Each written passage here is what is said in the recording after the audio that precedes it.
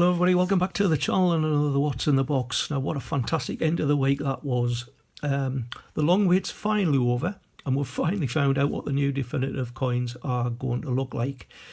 We'll be getting into that in just a short while, but there's a bit of sad news in a way that some of you may or may not have heard about, and that's to do with the Pobjoy Mint.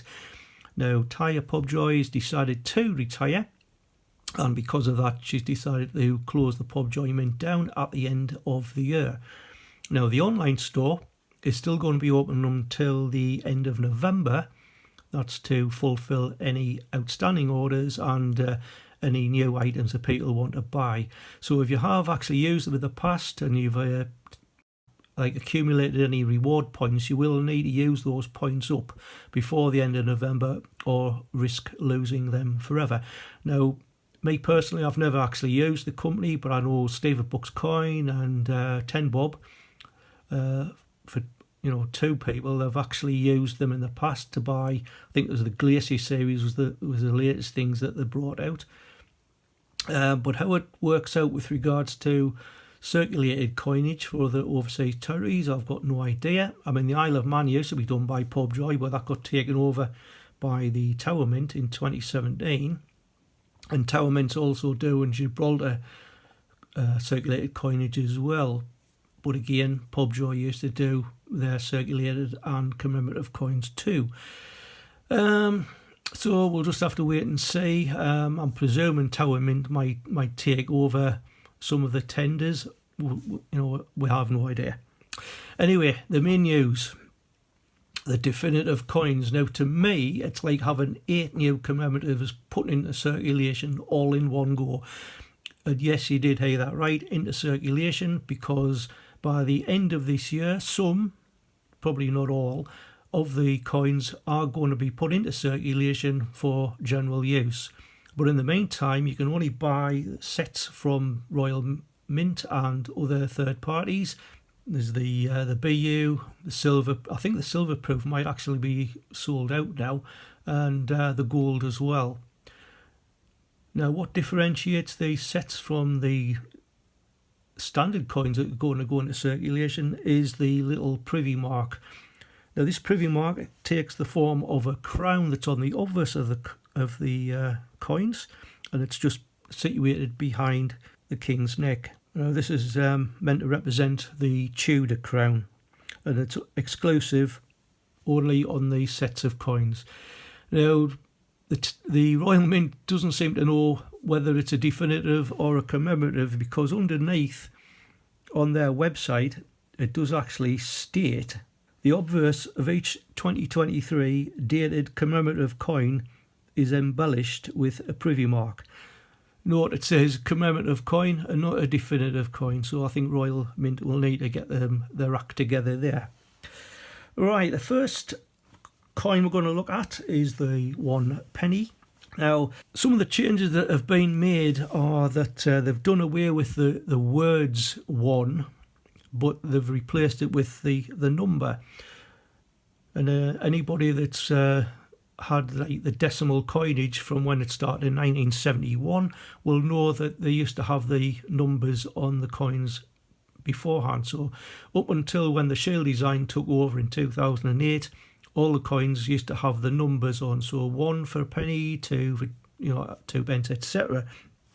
So that has been put back on. Now on the left hand side of the design, and this is going to be a running theme throughout, is 3 interlocking C's. Now at first they look like 3 horseshoes, but it's actually C for Charles, and obviously because he's King Charles III, that's why there's 3 C's, and it's been based on the King Charles II cipher, which I've put on screen. That I used to have 2 interlocking C's. So the first one is the Hazel Dormouse. Now to me, this is quite reminiscent of the Australian 5-cent echidna, because they've used with the little claws, etc. That's just what it reminded us of. But the Hazel Dormouse is depleting in numbers, and I believe it can only be found in the south of England somewhat. Quite a cute coin. Will it work when I see it in hand? I've got no idea, but if it's about the same size as, like I say, of that 5-cent coin, which isn't too bad, so we will see. Now the second one on the 2-pence coin is the red squirrel. Again, the numbers are being depleted, mainly taken over by the grey squirrel population, but there's obviously other things behind it why it's endangered, as its natural habitat is probably getting cut down, obviously deforestation, etc. The 5-pence coin is flora, which is acorn and oak leaves. Now the oak leaves represent strength, stability and endurance, while the acorns represent fertility, renewal and the promise of new beginnings. Now oak trees were associated in the past with wisdom and knowledge, and they were used as gathering places for scholars and philosophers. And you probably heard the saying, mighty oaks from little acorns grow. But there's quite a few pubs called the Royal Oak dotted around the country as well. So that's another gathering place.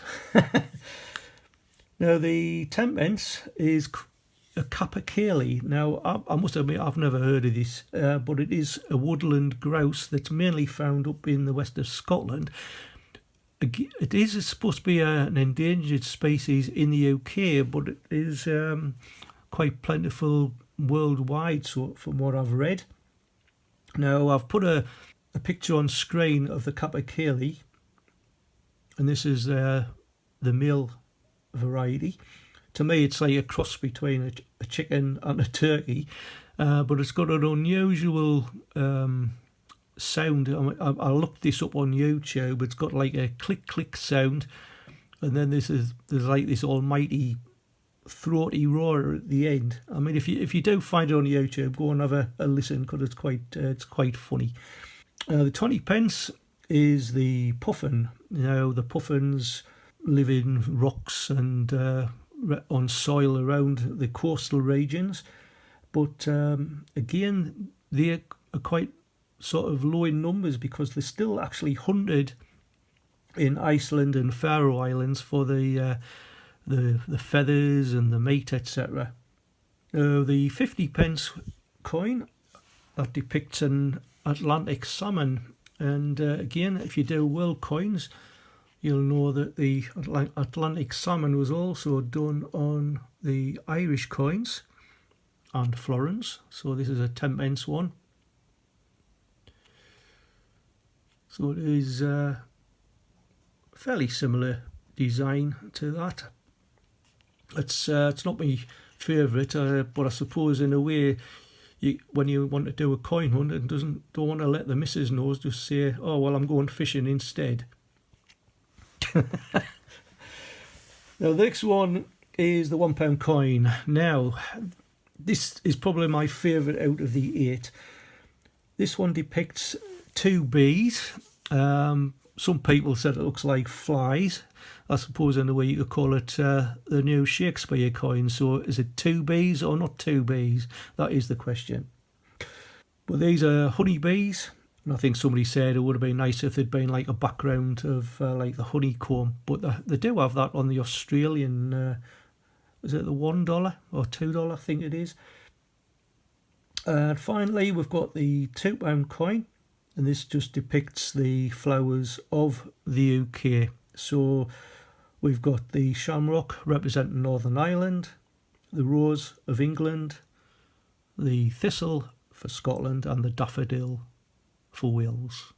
So all in all, some fantastic coins there, and I'm really looking forward to seeing them in circulation in the not too distant future. Right, so let's go and have a look at some coins, eh? Now, I did see this coin on somebody's hunt not too long ago, and I made a comment. I says, oh, it's a date I don't have. And a person replied to us and said, well, if you want it, you can have it. and the channel name is Bungle Collects.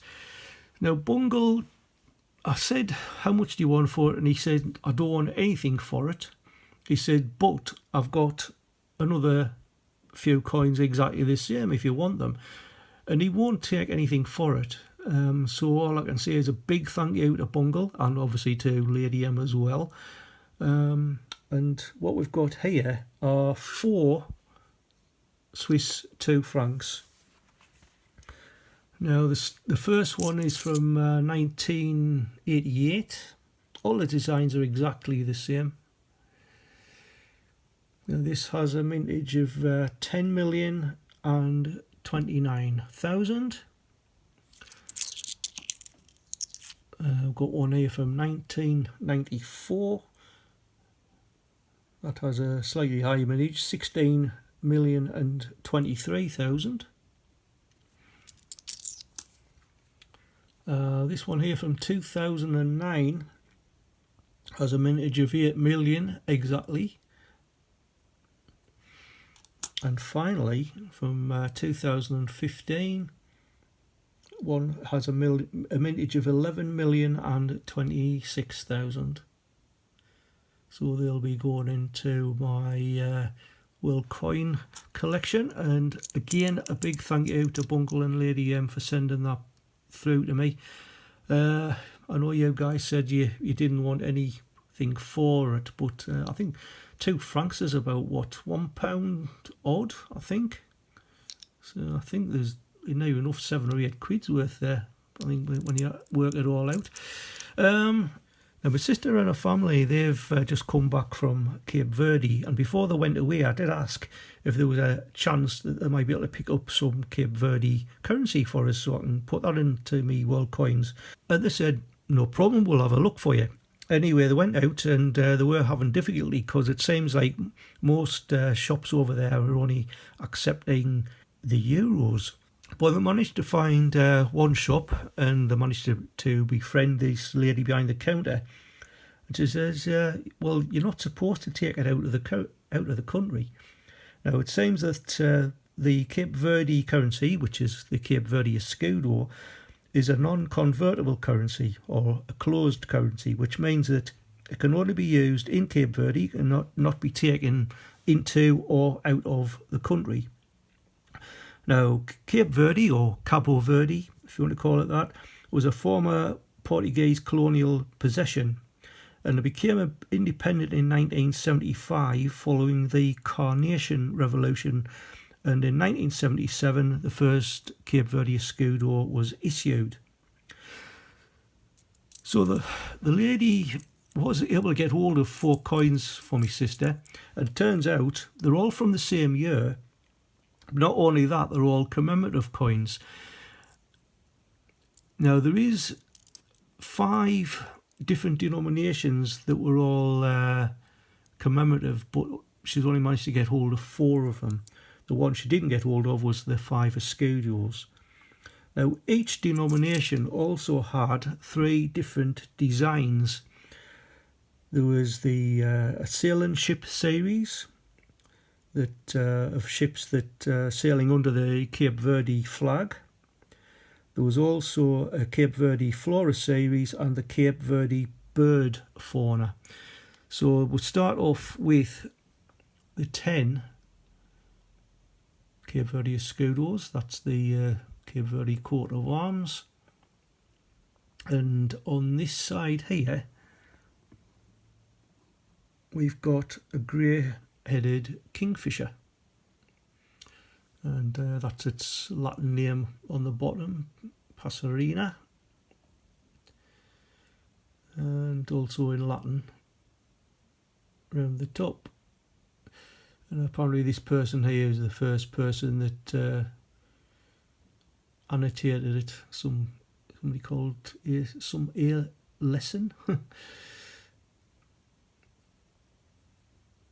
So that was the first one. The next one is a 20 Cape Verde escudos.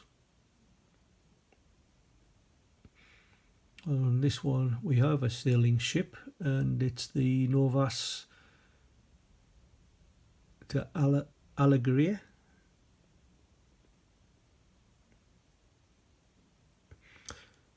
There's no mintages for these coins at all, but it seems a bit odd because they're all minted at Lantrisant. And you would have thought they would have had some sort of logging method to know how many they've done. This one's the 50. Again, that's the bird one. And this is a Cape Verde Sparrow. Again, we've got the Latin name around the top and around the bottom, Pardal de Terra.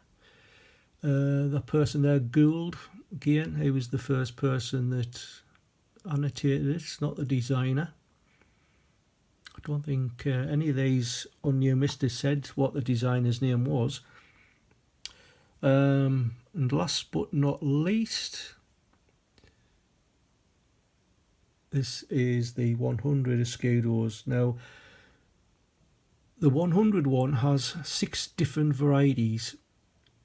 There's 3 that have a bronze outer, all of which have the flora, the birds and the ship, and then there's 3 here, which I think this one is brass, so that this one has the brass outer, and again all 3 have the flora, the bird and the sailing ship.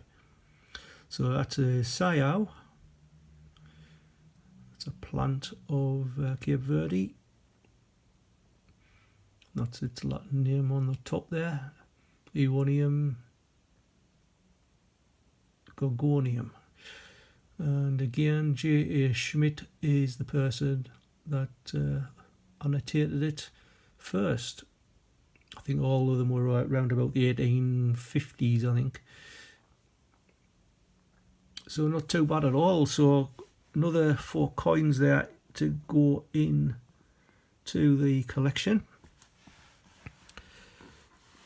Let's move those up, and I've only got one more bit to show you, and this has arrived in the post. I have a funny feeling I know what it is. These are never easy to open anymore. I should have some evidence, so I'll get rid of that first. And it's just the second BU pack of the Star Wars.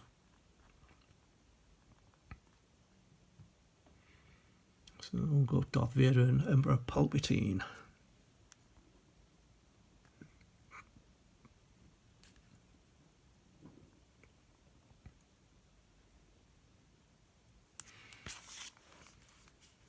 Enter the dark side.